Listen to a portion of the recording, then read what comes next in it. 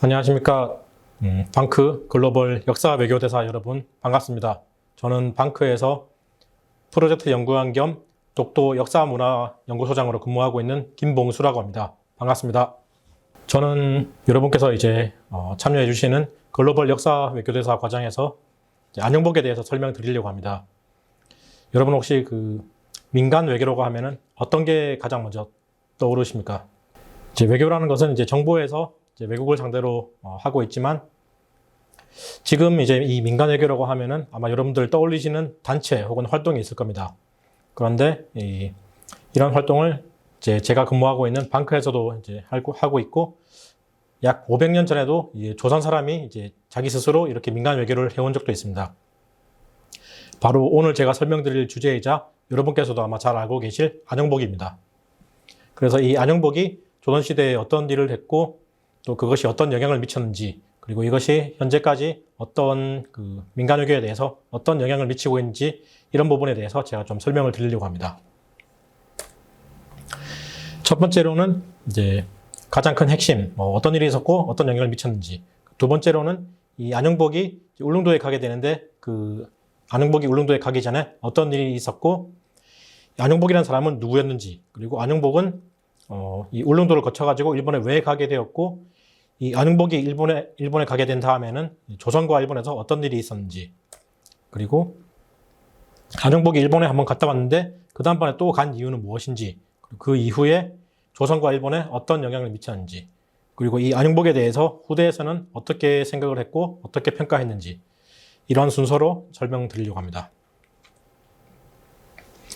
먼저 핵심을 설명드리자면은, 안영복으로 인해서 조선과 일본 양국 정부의 울릉도와 독도에 대한 영유권 인식을 가장 결정적인 그런 영향을 미쳤다, 이렇게 볼 수 있습니다. 조선 정부로 하여금 울릉도하고 그 부속섬 독도에 대한 기록과 관리를 더욱 강화하게 되었고, 일본 정부가 울릉도에 일본인들의 접근을 금지시키고, 또 울릉도하고 독도는 일본 땅이 아니라는 그런 문서하고 지도를 만들게 되는 그런 영향을 미치게 되었습니다. 그렇다면 이 안영복이라는 사람이 울릉도에 가기 전에는 어떤 일이 있었고, 울릉도는 어떤 상황이었는지, 이 부분에 대해서 좀 설명드리겠습니다.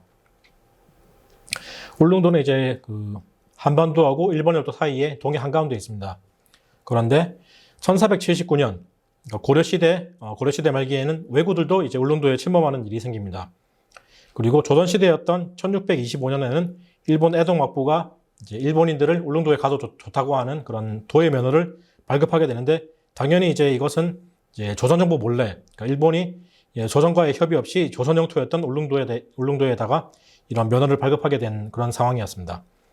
그리고 이런 일본 애동막부에서 울릉도 도해 면허를 받은 그런 일본인들이 울릉도를 포함해서 독도까지 왔다 갔다 하게 되는데, 그 과정에서 울릉도에 갔던 일본의 어떤 가문, 오야 가문이라고 하는 일본의 가문 사람들이 울릉도 안에 있는 독도, 이런 기록을 남기게 됩니다. 한마디로 독도는 울릉도의 부속섬이었다, 이런 부분을 한국뿐만 아니고 일본도 이렇게 인식을 했던 것이죠. 그리고 1692년 안영복이 울릉도에 가기 1년 전 1692년도에는 한국과 조선과 일본의 어부들이 울릉도에서 마주치는 상황도 발생을 합니다. 하지만 이때는 특별한 마찰은 없었고요. 1693년도에 안영복이 울릉도에 가게 되면서 그때부터 사건이 터지게 됩니다. 그렇다면 이 안영복이라는 사람은 누구였을까요? 이 안영복에 대한 기록이 많이 있진 않습니다. 하지만 한국의 조선왕조실록이나 아니면 이 안영복이 일본에 갔을 때 일본 관리들이 기록했던 문서, 이런 것을 토대로 추정을 해봤을 때 이 안영복은 대략 한 1658년생 정도로 보이고, 현재 부산, 그러니까 그 당시에는 동래부라고 하는 그런 지역에서 태어났습니다. 그리고 그 당시 부산에 있던 외관, 그러니까 일본인들이 설치한 그런 지금으로 치면 대사관과 비슷한 그런 일본 관청에 있는 일본인들하고 교류하면서 일본 말을 배웠고, 또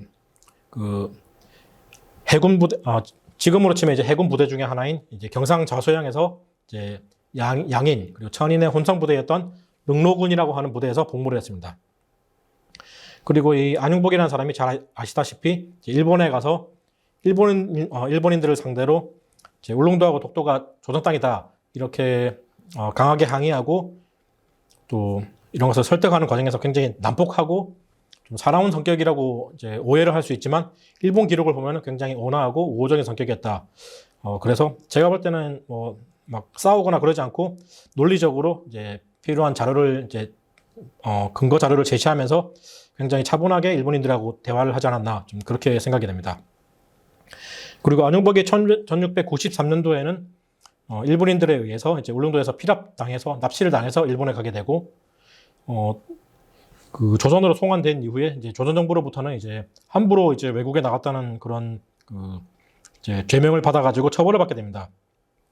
그런데 그 이후에 또 일본에 간 이유는 무엇일까요? 그것은 이제 앞으로 나올 자료에서 하나씩 설명드리겠습니다.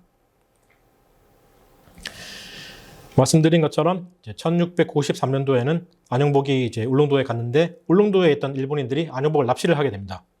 이 일본인들은 1625년도에 이제 일본 에도목보에서 발급한 그런 면허를 바탕으로 이제 울릉도에서 어업을 하고 있었는데 물론 이게 조선 정부하고 협의된 게 아니었고 당연히 이제 조선 땅이었으니까 이것은 불법이라고 볼 수 있는데 그 일본인들은 이제 자기들 정부에서 발급을 해줬으니까 이제 그것만 가지고 이런 어업을 해도 된다는 그런 생각으로 왔던 것 같습니다.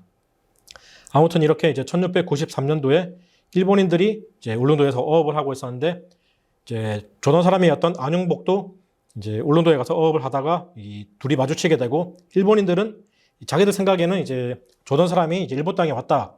그래서 이 조선인이 함부로 국경을 넘었다는 것을 증빙하기 위해서 안용복하고 그 일행이었던 박오돈이라는 사람을 둘을 납치해서 일본에 데려가게 됩니다.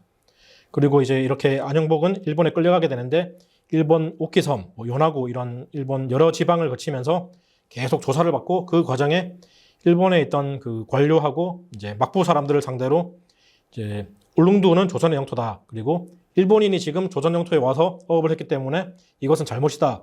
이런 항의를 하게 됩니다. 그리고 이 지역을 옮겨 다니고 조사를 받는 과정에 나름대로 이제 뭐 의복이나 음식 그리고 돈, 뭐 선물 이런 것을 이제 나름 이제 융숭하게 대접받고 돌아오게 됩니다. 그리고 그 과정에서 일본 관료로부터 이제 어떤 서한을 받는데요. 안용복은 이제 조선으로 돌아와서 이제 일본 쇼군, 지금으로 치면 이제 일본의 총리가 이제 울릉도는 조선 땅이다. 이런 서한을 써줬다고 주장을 했습니다. 그런데 이제 마지막 행선지였던 대마도에는 이제 1693년 9월부터 한 2달 정도 구금되면서 일본에서 받았던 뭐 선물, 서한을 대부분 다 뺏기게 됩니다. 그리고 11월에는 이제 부산으로 오게 되는데 부산으로 왔다고 이제 바로 풀려난 것은 아니고 부산에 있던 그 일본 외관에 다시 구금되고 이제 한 달 뒤였던 12월 10일 날 동네 부사, 지금으로 치면 이제 부산시장한테 인도되면서 이제 조선으로 송환을 마치게 됩니다. 그리고 안타깝게 이 안용복이 이제 고생을 많이 했는데 조선 정부로부터는 이제 국경을 넘었다는 죄로 처벌을 받게 됩니다. 그래서 이 안용복이 이렇게 일본에 갔다 오게 되고 이 울릉도 문제가 이때 발생하게 되어서 조선하고 일본 정부 사이에 울릉도 쟁계라고 하는 분쟁이 시작되게 됩니다. 숙종실록에 보면은 이제 1693년도에 안용복이 갔다가 왔던 그런 행적을 기록하고 있는데 계유연안에 이제 울릉도에 갔다가 외인들한테 사로잡혔다. 그 일본인들한테 사로잡혀가지고 일본에 있던 도토리번이라고 하는 지방에 갔는데 그 지역에서는 이제 울릉도가 조선에 속한다는 공문을 만들어주고 이제 많은 선물을 주었다. 하지만 이제 나오다가 대마도를 경유했는데 그 공문하고 선물을 대마도 사람들에게 모두 빼앗겼다. 이렇게 이제 안용복이 주장했다는 그 기록이 있습니다. 그리고 이것은 그 이제 유네스코 세계 기록유산에도 이제 등재가 되었는데 이제 조선통신사에 관한 기록 중에서 외관도라고 하는 그림입니다. 그래서 아마 안용복이 이제 일본어를 배우고 또 이제 일본에 납치되었다가 돌아왔을 때 이런 그 부산에 있던 외관에 이렇게 생긴 외관에 아마 구금되었던 것으로 보입니다. 그런데 이렇게 1693년도에 안용복이 이제 일본에 납치되었다가 돌아오게 되는데 이 일을 계기로 이제 조선과 일본 정부 사이에 울릉도 쟁계라고 하는 이제 분쟁이 촉발되고 또 조선 내부적으로는 이제 조선의 영토에 대해서 더 관리를 잘 해야겠다 그런 이제 인식과 기록이 더 확대가 되게 됩니다. 안용복이 돌아온 그 다음 해였던 이제 1694년 2월 달에는 이제 도승지, 지금으로 치면 이제 뭐 대통령 비서실장 이런 사람이었던 김만괴라는 사람이 이제 울릉도에 그러니까 군사기지를 설치해서 병고를 대비하자. 그리고 안용복 일행을 이제 귀양 보냈던 그런 처벌은 지나쳤다. 이런 얘기를 하니까 이제 그 당시 임금이었던 숙종이 소견이 있다고 평가를 했습니다. 그리고 영중추부사 남구만 그리고 지중추부사였던 신여철이라는 사람도 이제 울릉도를 비롯해서 이런 조선의 섬들을 일본인들이 이제 점령하도록 놔둘 수 없으니 대비를 하자는 그런 건의를 올리게 됩니다. 그리고 같은 해 7월에는 이제 전직 무관이었던 성초형이라는 사람이 이제 울릉도에 진을 설치해서 일본이 넘보지 못하게 할 것을 상소했으나 하지만 이때 뭐 바로 이루어졌던 것은 없습니다. 하지만 이제 9월 달에는 이제 삼척 영장이었던 장한상이라는 사람을 이제 울릉도에 파견하면서 이제 한동안 거의 한 70년 이상 끊겨 있던 그 울릉도 일대에 대한 수토 활동을 재개하게 됩니다. 그리고 11월에는 그 대사관, 지금으로 치면은 뭐 감사원장 혹은 이제 국민권익위원장 이런 이수원이라는 사람도 울릉도를 비롯해서 해안 방어를 강화하자는 것을 그런 상소를 올립니다. 1694년 8월에는 이제 조선정보에서 예조참판의 이름으로 일본에다가 서계를 하나 보내게 됩니다. 울릉도는 조선의 영역이다. 일본 어민들이 국경을 넘어 울릉도에서 조선 어민들을 잡아간 것은 잘못이며 일본이야말로 일본 어민들이 울릉도에 오지 않도록 단속해야 한다. 한마디로 이 일본인들이 안용복을 잡아간 것은 잘못이고 일본이 스스로 이제 일본 어민들이 더 이상 울릉도에 오지 못하게 단속해야 된다. 그런 내용의 서한을 일본에 보내게 된 것입니다. 그렇다면 이제 이 안용복 사건을 계기로 일본에서는 어떤 일이 있었냐? 일본은 이제 자기들이 출입했던 이 울릉도뿐만 아니고 그 부속섬이었던 독도까지 조선 땅이라고 이제 인식을 하게 됩니다. 처음에는 이제 1693년 이후에는 이제 대마도주가 이제 조선 정부에다가 울릉도를 일본 땅으로 이제 인정해달라 그런 요구를 하고 그런 서한을 써달라고 하는데 이제 조선이 써주진 않습니다. 그리고 약 2년 뒤 1695년 12월에는 일본 에도막부가 이제 울릉도 일대에서 어업을 하던 그런 어부들이 속해 있던 도토리번에 이제 울릉도가 어디에 속하는 섬인지, 도토리번 소속인지, 혹은 도토리번에 뭐 다른 이제 소속 섬은 없는지 이런 것을 물어보는데 도토리번은 이제 울릉도뿐만 아니고 독도도 도토리번 소속이 아니다. 그리고 그 외에 도토리번에 부속된 섬은 없다고 이런 답변을 올립니다. 그리고 이런 도토리번의 답변을 바탕으로 에도막부는 기존에 발급을 했던 울릉도 도해 면허 발급을 취소하고 이 일대를 가지 말라고 하는 도해 금지 명령을 내립니다. 그런데 이 이름만 봐서는 이제 울릉도 도해 금지라고 해서 이제 울릉도만 가지 않았다 이렇게 해석하는 사람들도 있는데 사실 그 전에 이제 1660년대에 보면은 이 울릉도 일대에서 어업을 했던 오야 가문은 독도를 이제 울릉도의 부속섬으로 인식을 했고 또 이런 1696년도에 도해 금지 명령이 내려지고 한 50년 뒤 1740년대에는 이 울릉도 일대에서 그동안 어업을 했던 오야 가문이 이제 1740년대에 일본 에도막부에 청원을 하나 올리게 됩니다.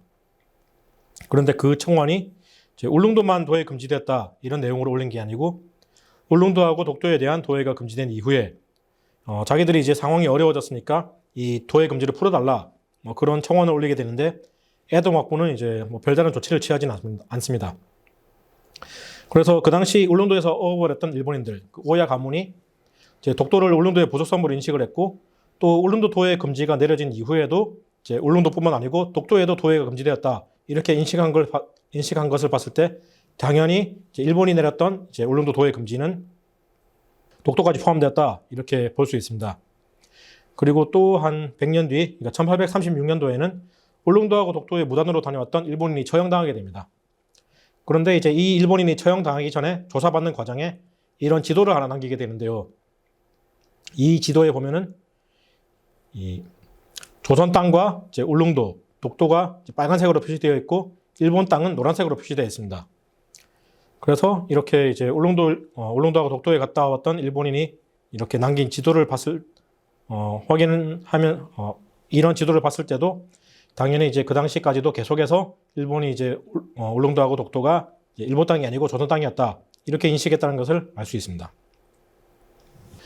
그리고 이렇게 1693년도에 이제 일본에 납치되어서 갔다 오게 되고 또 일본은 뭐 여러 가지 조사 과정을 거친 끝에 이제 울릉도하고 독도가 자기 땅이 아니다. 그래서 일본인들을 이제 울릉도 일대에 못 가게 하는 그런 명령을 내리게 되지만 1696년 이때 이제 안용복이 한 번 더 이제 일본에 가게 됩니다.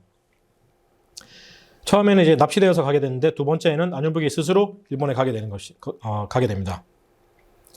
안용복은 그 이제 1696년도 1월 달에 내려진 이제 일본 막부에서 내린 그 울릉도 도의 금지 명령을 몰랐겠지만 이제 안용복은 이제 1693년도에 이제 처음에 일본에서 받은 그런 서한을 근거로 당연히 이제 일본 관리들이 일본인들을 이제 울릉도 일대에 못 가게 하겠다.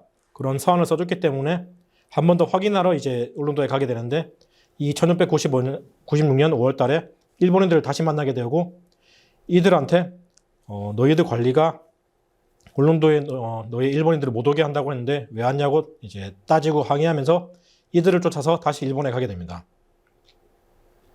그리고 이때 일본을 한 번 더 방문하면서 그 전에 받았던 안용복이 이제 서한 이런 것을 제시하고 또 일본에서도 이제 안용복이 어떤 일을 했는지 이런 좀 구체적인 기록을 남기게 됩니다. 1696년 5월 달에 안용복을 조사했던 일본 관리들이 남긴 기록입니다. 여기 보면 이제 안용복이 진술에 따라 가지고 이 조선에 8도가 있는데 그 중에 강원도가 있고 강원도 안에는 이제 울릉도하고 독도가 있다. 이런 기록을 남기게 된 것입니다. 그래서 이런 이제 안용복을 조사했던 일본 관리가 남긴 문서를 포함해서 그 당시 일본 뭐 막부, 지방정부 이런 곳에서는 이렇게 일본 정부는 전반적으로 이제 울릉도하고 독도는 조선 땅이다 이런 인식을 다시 한번 더 가지게 되었고 또 조선 내부적으로도 이제 숙종실록에 기록되었던 안용복의 진술이 이제 사실이었다는 것을 한 번 더 이제 일본 기록을 통해서 확인할 수 있는 그런 값어치 있는 기록이라고 할 수 있습니다. 뭐 예를 들어서 안용복이 일본에 가가지고 독도하고 울릉도가 이제 조선 땅이라고 주장을 했다거나 혹은 이제 1693년 처음에 일본 갔을 때 일본 관리가 써줬다는 그런 사안이 존재하냐 마냐 이런 것이 이제 논란을 제기하는 사람이 있는데 이렇게 이제 안용복이 일본에 가서 이제 조선 강원도에 울릉도하고 독도가 있다는 주장을 했다는 그런 일본 문서를 확인할 수 있기 때문에 안용복의 진술이 사실이었다. 이런 이제 신빙성을 높이는 그런 기록을 확인할 수 있습니다. 결과적으로 조선은 이제 조선의 영토에 대해서 보다 더 이제 더 잘 관리를 하게 되는 그런 결과를 낳게 되고 일본은 울릉도하고 독도가 조선에 속한다는 그런 인식을 가지게 됩니다. 그리고 조선 내부적으로 이제 여러 가지 문서가 나오는데 안용복 이전의 기록에 비해서 조금 더 명확하게 이제 독도를 기록하게 됩니다. 예를 들어서 이제 동국문헌비고나 아니면 만기요람 그리고 증보문헌비고 이런 이제 조선 정부에서 이제 공식적으로 발간한 문서에 보면은 이제 울릉과 우산, 독도는 다 우산국의 땅이고 이 우산은 일본인들이 이제 송도, 마스시마라고 부른다. 이렇게 일본이 그 당시에 독도를 가리키던 명칭까지 기록을 남기게 됩니다. 그리고 아까 설명드린 것처럼 이제 1694년도에는 조선 정부에서 한동안 끊겼던 이제 수도사를 울릉도 일대에 다시 파견하게 됩니다. 그리고 1696년도에는 일본 정부가 울릉도 일대에 도의 금지 명령을 내리게 되고 1770년도에는 조선 정부에서 이제 동국문헌비고라고 하는 이제 백과사전 같은 이런 이제 정부 공식 책자를 발간하면서 독도를 이제 그 예전보다 조금 더 구체적으로 기록을 하게 됩니다. 그리고 이런 기록은 아까 말씀드린 것처럼 이제 1808년도에 만기요람이나 아니면 이제 1908년도 증보문헌비고 이런 이제 조선 관참 문헌에도 이제 계속해서 이어지게 됩니다.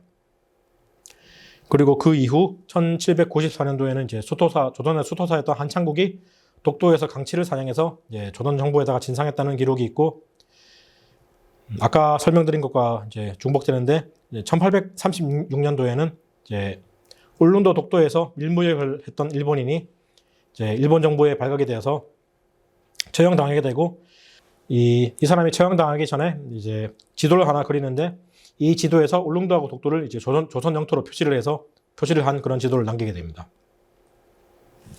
그리고 그 이후 1875년도에는 일본 정부에서 한국 지도를 만드는데 여기는 독도가 포함되어 있고 한국 지도에 독도가 포함되어 있습니다. 반대로 일본 정부에서 이제 일본 지도를 만들었는데 이 일본 지도에는 독도가 빠져 있습니다.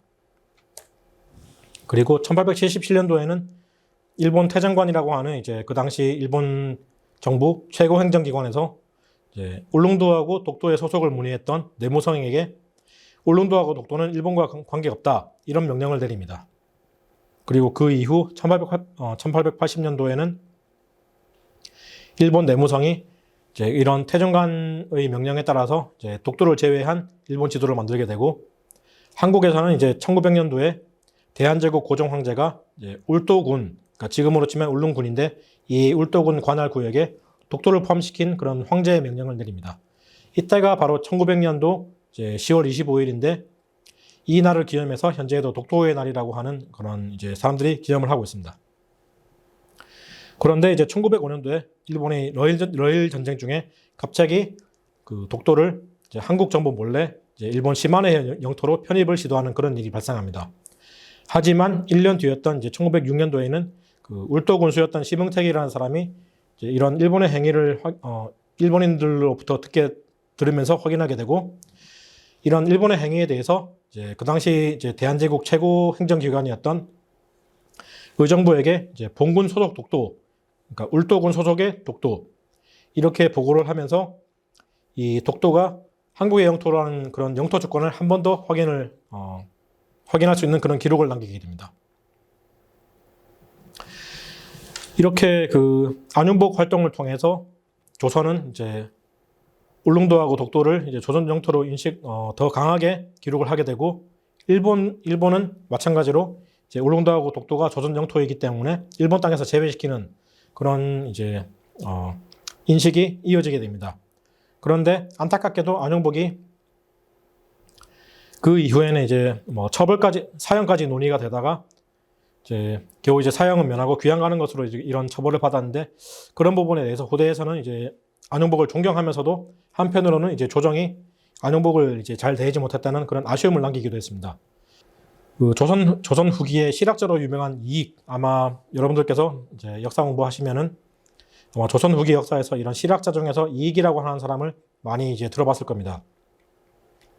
이 이익이 남긴 이제 성호사설이라는 책에 보면은 이제 안윤복의 활동을 칭하면서 이제 정부에 대해서 아쉬움을 이런 표현을 하고 있습니다.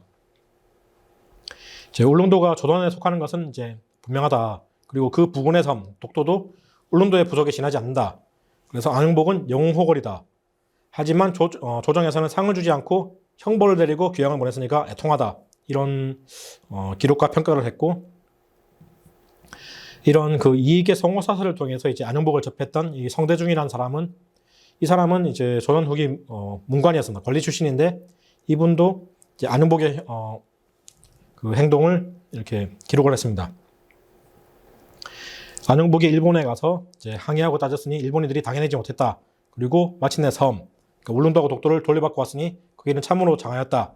이런 평가를 했고 1808년도에 이제 조선 정부 이제 공식 문헌, 그러니까 관참 문헌이었던 만기요람에서는 일본이 그 뒤로 지금까지 울릉도가 자기네 땅이라고 주장하지 못하는 것은 다 안윤복의 공적이다.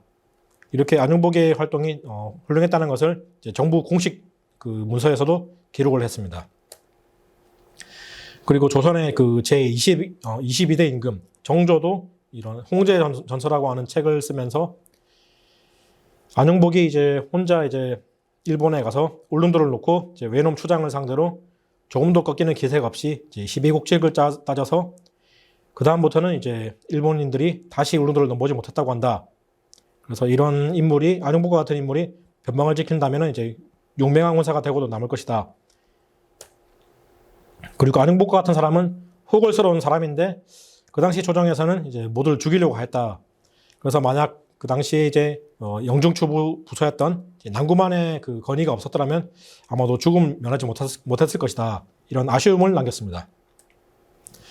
그리고 이제 비교적 최근인데 1967년도에는 박정희 대통령이 이제 국토수호 기공불멸이라는 이제 휘호를 남기면서 이 나라를 지킨 안중복의 공적은 영원할 것이다. 이런 평가를 하기도 했습니다. 그래서 정리를 해보자면은 아까 제가 처음 설명드릴 때 이제 민간 외교의 대선배 안중복이라고 설명드렸는데 그 이유는 바로 여기에 있습니다. 안중복이 조선 정부의 지원을 받아서 일본에 가게 되었을까요? 아니면 안중복이 정부의 어떤 명령을 받아가지고 일본에 가게 되었을까요? 그 당시 안중복은 그런 정부의 지원 혹은 명령 어떤 것도 없이 일본에 가게 되었습니다. 첫 번째로 가게 되었을 때는 물론 납치를 당해서 가게 되었지만 두 번째로 일본에 갈 때, 그러니까 1696년도에는 자기 스스로 준비를 해서 스스로 일본에 가게 됩니다. 특히 이제 1693년도에 일본에 이제 납치되었다가 돌아왔는데 이제 그런 이제 울릉도하고 독도를 지켜낸 공로는 인정받지 못하고 오히려 처벌을 받았던 안중복이 다시 준비를 해서 지도하고 책자 이런 준비를 해서 1696년도에 다시 일본에 간 이유는 무엇일까요? 제가 볼 때 정말로 이 나라를 사랑하고 내가 아니면 이 땅을 지킬 수 없다 그런 애국심과 진짜 정말 그 순수한 마음이 아니었다면은 이 안중복이 그렇게 행동을 하지 않았을 것이다. 그리고 지금까지 울릉도하고 독도가 어떻게 남아있을지 안전하게 한국 영토로 있을지 그런 것이 의문으로 남습니다. 만약에 그 당시에 이런 안중복과 같은 행동이 없었다면 지금의 울릉도나 독도는 어땠을까요? 1774년도에 이익이 남긴 성호사설, 아까 나왔던 그 성호사설을 보면은 이런 얘기가 있습니다. 울릉도가 비록 척박하다고 하나 대마도도 또한 한 조각의 농토가 없는 곳으로서 일본인들의 소굴이 되어 역대로 내려오면서 우환거리가 되고 있다. 울릉도를 한번 빼앗긴다면 이는 또 하나의 대마도가 불어나게 되는 것이니 앞으로 오는 앙화를 어찌 이루 말하겠는가. 저도 비슷하게 생각합니다. 만약에 그 당시에 안중복이 없었다면 울릉도가 만약 하나라도 지금 일본의 땅으로 남아있을 가능성이 있지 않았을까요? 그래서 그런 문제를 안중복이 1693년, 96년도에 해결을 했기 때문에 지금은 우리가 울릉도하고 독도를 한국의 땅으로서 안전하게 관리하고 우리가 또 편하게 다녀올 수 있는 그런 현재를 맞이하고 있는 그런 상황입니다. 그래서 저는 이번에 참여해 주신 여러분, 글로벌 역사 외교대사 여러분께 이 부분을 다시 한번 말씀드리고 싶습니다. 과거에 이제 자기 스스로 일본까지 건너가서 이제 울릉도하고 독도를 조선의 영토라고 명확히 인식시키고 이렇게 영토를 지키고 왔던 안중복을 본받아가지고 이 안중복의 정신을 우리가 미래에도 계승해야 된다. 그런 점에서 여러분께서 이렇게 참여해주신 글로벌 역사 외교대사는 굉장히 의미 있는 활동이고 여러분께서도 아주 훌륭한 일을 해주시고 계신다. 저는 이렇게 보고 있습니다. 그리고 이런 안중복의 정신을 미래에 계승하기 위해서는 우리 스스로 이제 독도를 비롯해서 한국에 대한 기본적인 역사 지식 그리고 또 이런 역사 지식을 바탕으로 자기만의 홍보 논리나 설명 논리를 갖출 필요가 있다. 그리고 계속해서 이런 논리를 바탕으로 한국이나 국제사회에서 필요한 일, 그리고 또 올바른 일, 이런 것을 찾아서 도전하는 게 이 안중복의 정신을 미래에도 계승하는 일이다. 이렇게 보고 있습니다. 지금까지 제 설명 들어주셔서 감사하고 혹시 궁금하신 점 있으면 댓글로 남겨주시거나 혹은 방크에 보내주시면 그 부분에 대해서 답변 드리고 여러분의 궁금증을 해소할 수 있도록 그렇게 하겠습니다. 고맙습니다.